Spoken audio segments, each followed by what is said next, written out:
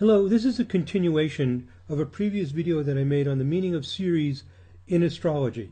At the bottom of this PowerPoint slide, I have a link to part 1. You also can just watch this without watching part 1 if you want to. In part 1, what I did is I showed the charts of people that have Sun conjunct Ceres with a very small orb, and I came up with a theory of what Ceres means. This is called extreme case sampling. Much more powerful, a much better way to find out how things work in astrology rather than just anecdotal evidence. Somebody pointed out that when the Sun is conjunct Ceres, it's called by some astrologers combust. It's not a good thing. The theory is that if an object is conjunct the Sun with a very small orb, the power of the Sun burns up the power of the other object, and you don't get good results.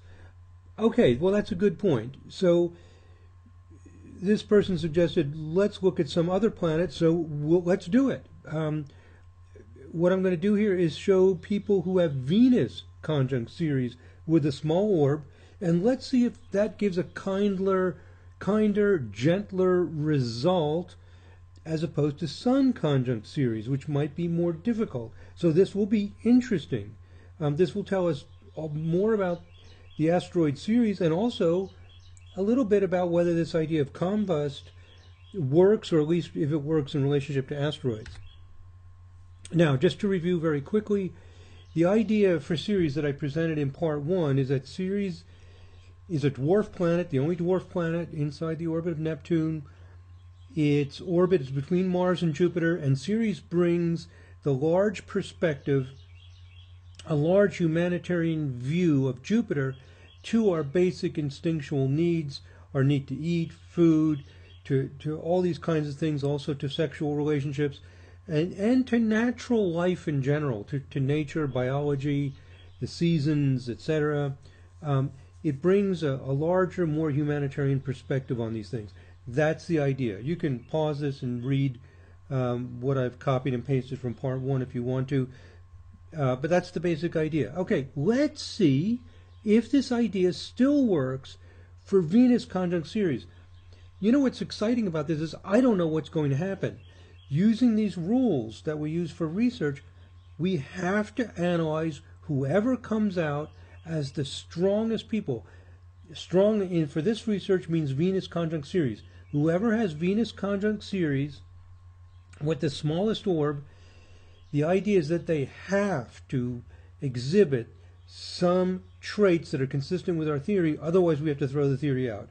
And that's explained in other videos why those rules work like they do.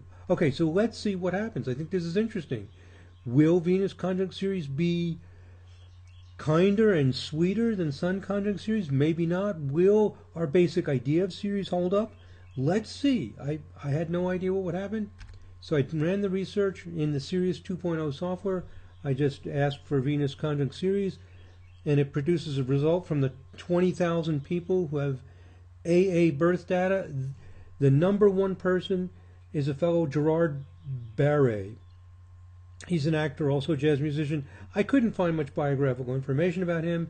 I could also not find very much about Louis Chartier. And a little bit of information about Marie Parney. She was the victim of a homicide. Her husband set the house on fire and she died in the fire. Not much biographical information about her. And also the fourth one, Flavio Ciccone, I don't know how you pronounce it, a soccer player. We call soccer in the United States, the rest of the world calls football. Not much biographical information about him. The fifth person, Jean Massart, we have some information about him. Not a huge amount, but we do have a little biographical information. He's a Belgian botanist and an author who was a researcher on the botany in Brussels and wrote about plants in respect to their environment. We don't really have much biographical information about him. This is information is at the astro.com website. Here's the website address. We don't have a lot of information, but it does sound like Venus conjunct Ceres, interest in the biological environment, how the plants evolve and develop and exist within a particular environment is very close to what we're describing Ceres as a broader awareness to biological functions. That pretty much is what he did. So that's some support for the idea. Here's the birth chart of Jean Massart. And here's Venus at 3 degrees Taurus, 22 minutes, and Ceres just 5 minutes away, 3 Taurus, 27. So, this supports our theory. We don't know very much about this fellow. We don't know if he's a very kind, sweet fellow, and that idea of Ceres might work better, but this fits reasonably well. Next person. This is the first person we really have a lot of biographical information for. We only have a little bit for Jean Massart. Is actress America Ferrara. You'll find lots of information about her. She's an actress who plays a role currently called Ugly Betty on a TV show. Her first role in 2002 was in Real Women Have Curves. And this is pretty mind-boggling. Let's look at her chart. America Ferrara. Okay, so she's got Venus at 12 Aries 56, only 6 minutes from Ceres at 12 Aries 50, in a very exact square to Jupiter at 12 Capricorn 45. Only a 5-minute orb in the square to Jupiter, the Ceres Jupiter square, and the Venus Jupiter square has only a 11-minute orb. So Venus Ceres square Jupiter. Jupiter is big, and Ceres has this quality of being between Mars and Jupiter, the bigness of Venus. And she plays this part in one of her first big roles, Real Women Have Curves.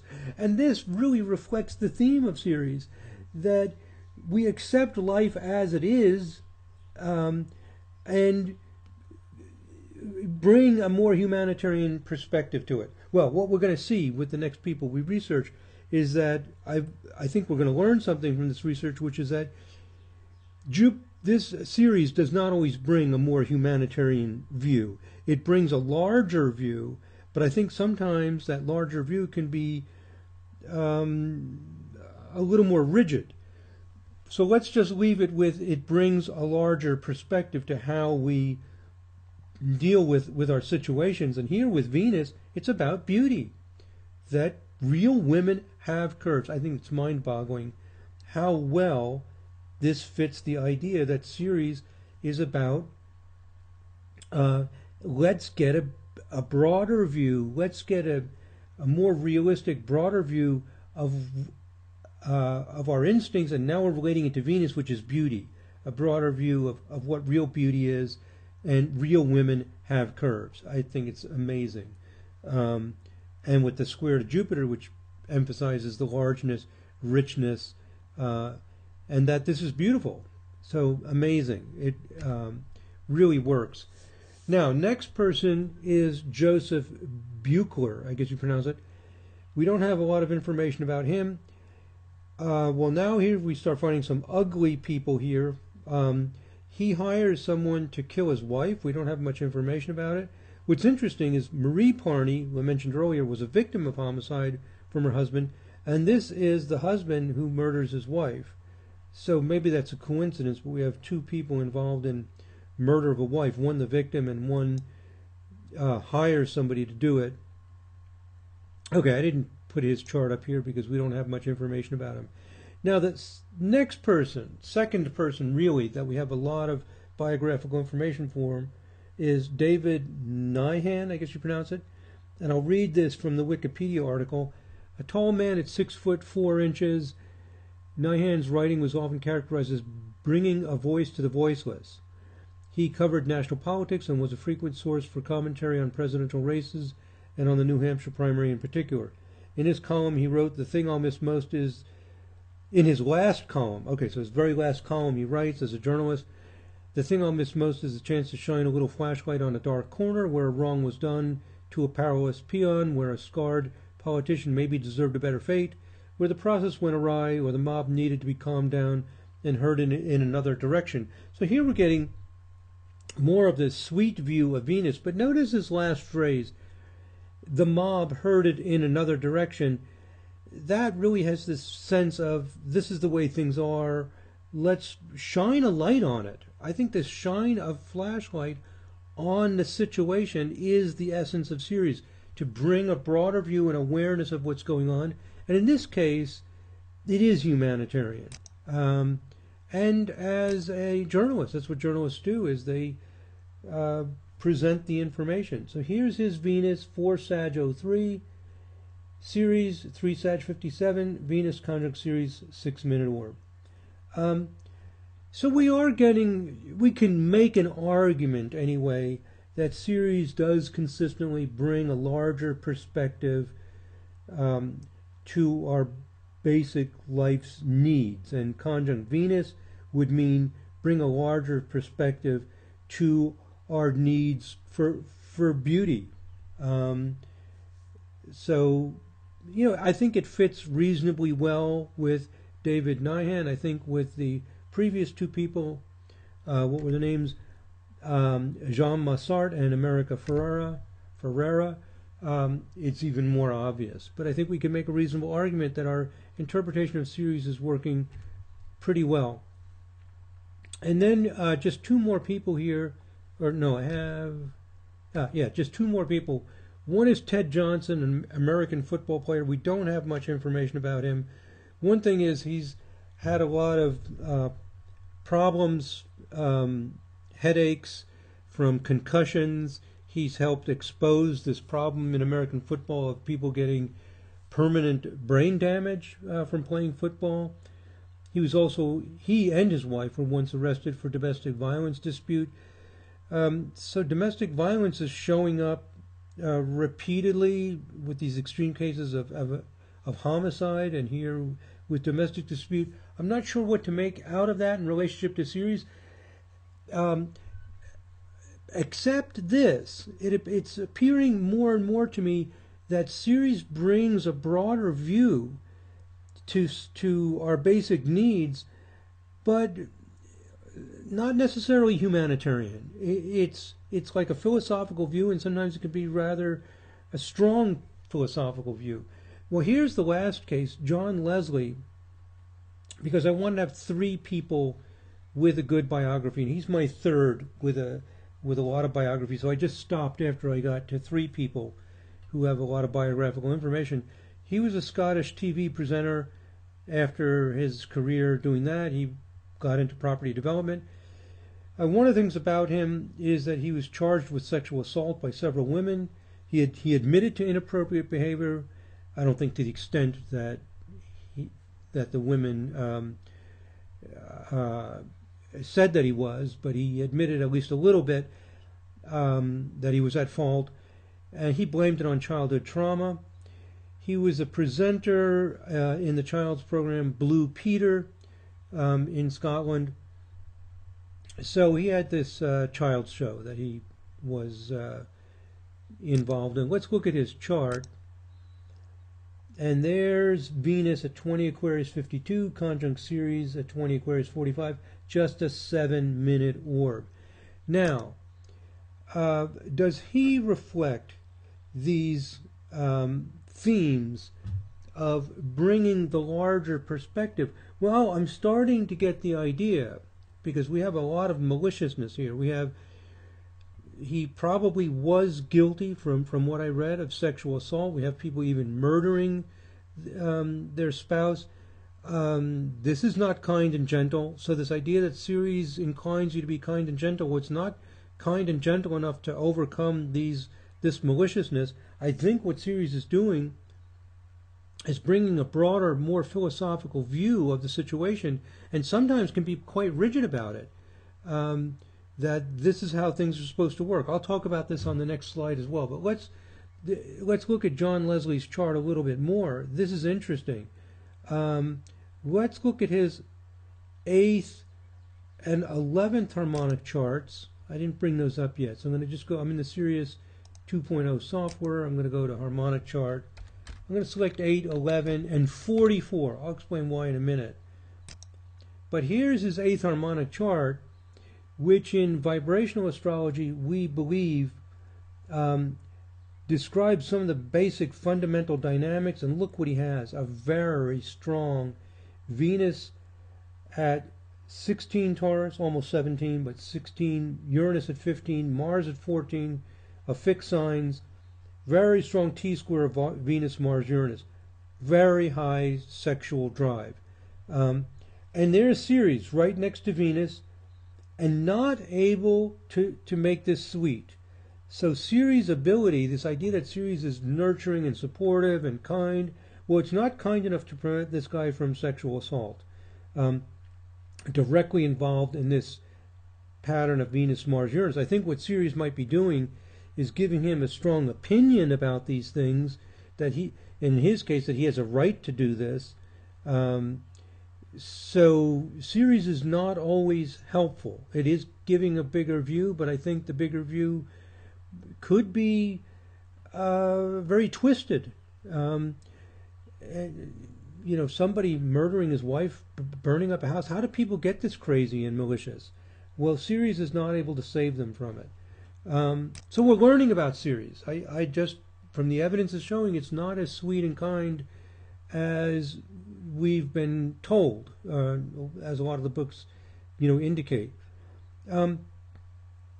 I looked at his charts a little bit, and as you probably know, I use a system called Vibrational Astrology, and often the 11th harmonic shows disturbances because it's very unstable.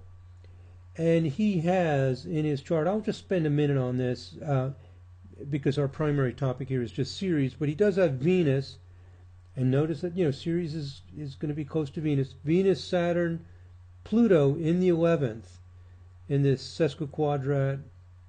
Let's see, what is it? It's a square. No, it's a T-square. It just looks like it's a T-square. Venus is opposite Saturn. Square. It's a Venus, Saturn, Pluto T-square in the 11th harmonic. I thought that was rather curious because I happened to notice that David Buchler, when I was looking at his chart, he has a Venus, Saturn, Pluto hard aspects in the 11th harmonic. And then I was curious, Bill Cosby, the actor, recently was allegations that he was involved in sexual abuse. We have two different times for him, but if he was born at 12:30 in the morning, he has a Venus, Saturn, Sun, Neptune in these hard aspects within the 11th harmonic. Looks like a T-square in the 44th harmonic. Well, I don't want to get into all the technicalities of vibrational astrology, but just some interesting observations about these people who have some similar patterns in their charts and who have similar very destructive and evil behavior. Okay. And as related to Ceres, my point is that Ceres was not sweet and kind enough to stop this. So we're getting I think a more realistic idea of what Ceres is by doing these extreme case sampling studies where we do not get to pick the charts. That's the power of extreme case sampling. We can't just say, oh, this guy has Venus Ceres and he's nice, or this one doesn't. That's useful. You continue to do that. But very convincing is where you don't get to choose the charts. Whoever comes out strongest must fit the characteristics. And there's technical statistical reasons why this works, and I've made videos about it. So final conclusions about Ceres. We thought that Venus conjunct Ceres might be nicer than Ceres being combust. In other words, Sun conjunct Ceres. This is not true. It's not nicer. If anything, we've seen worse things with the Venus conjunct Ceres. So this is why we do research. I wasn't necessarily expecting this result, but this is what we find out. So we see that the expected theme of bringing acceptance and a humanitarian outlook is true with Jean Massart and America Ferrara. And David Nyhan brings a voice to the voiceless. But Joseph Buchler burns down his house and kills his wife. John Leslie sexually abuses women. So Ceres is not kind enough to overpower hostility. Perhaps Ceres does not always accept our biological needs, as I was beginning to propose in part 1, but rather Ceres simply develops an idea of how our biological needs should be met according to some perspective or philosophy. I'm beginning to think The evidence is showing more and more that that's the essence of it. And people can even become agitated and even merciless when people do not obey this philosophy or law. So the idea is that Ceres is between Mars and Jupiter, bringing a bigger perspective to how we meet our needs. And I don't know why, but it's specifically biological needs. Like so many of these people are involved with nature, botany, things like this. So in part one, we noted that Paul Bourget agreed with the Catholic view that divorce breaks natural law. There, I think that's a real strong Ceres, asteroid Ceres point of view. What is the natural law? And he decides that the Catholic philosophy that divorce is wrong, that it breaks natural law. We saw that Henry Dunant was pessimistic at the end of his life. Where has the humanity gone, he asks. So it's this desire to bring a broader philosophical understanding of how our lives work, how nature works, how it can all work together. But Ceres isn't going to necessarily bring us the right answer. It's just going to bring us some philosophical view. And it appears to me, my final sense here, is that Ceres tries to bring humanity to our lives, but may not prevent rigid beliefs about it. So we develop, and the people think it's humanitarian. I suppose that terrorists who blow themselves up think they're doing something good for humanity, even though they're not. So I think Ceres is like this. It thinks, based on its philosophy, that this is how life should work, and it can be twisted. The person can come up with twisted ideas, and so someone burns up a house. So if the person's experienced trauma, their mind isn't working right, their emotions aren't working right, I think it can come out in some distorted way that this is how life works, and if it's not working right, well, maybe we can just blow it up or something. So what I'm seeing from the research is that Ceres is not as sweet and kind as I thought it was, and it's getting clearer and clearer that that this is what Ceres does, brings this larger view to the basic things in our life. And also, we're not getting any particular support. Doesn't mean it's not true, but we're not getting support in this research about Sun conjunct Ceres being combust. Maybe combust only applies to other objects, or maybe the whole idea just doesn't work. But it's not working here because one reason we did this research is we thought that perhaps Venus Ceres would come out less confused or vacillating and be a more consistently supportive and nurturing, but it's not. It's just emphasizing a particular theme. So this is how we use extreme case sampling to develop models, develop ideas that fit the data. If we want to continue this research further, we could go down the list. I stopped after that many people. You could go further down the list, see if the theories continue to work, and then also see how they work anecdotally in your life. Does this bring greater clarity and consistency to your interpretations? Again, Ceres is the only dwarf planet within the orbit of Neptune. If any asteroid should work, Ceres should work. So let's figure it out. Let's see if Ceres really works, and if it can become a consistent, solid, reliable object to use, it opens the door to continue to look at other asteroids as well. Okay, my friends, thank you very much for listening. God bless. Namaste.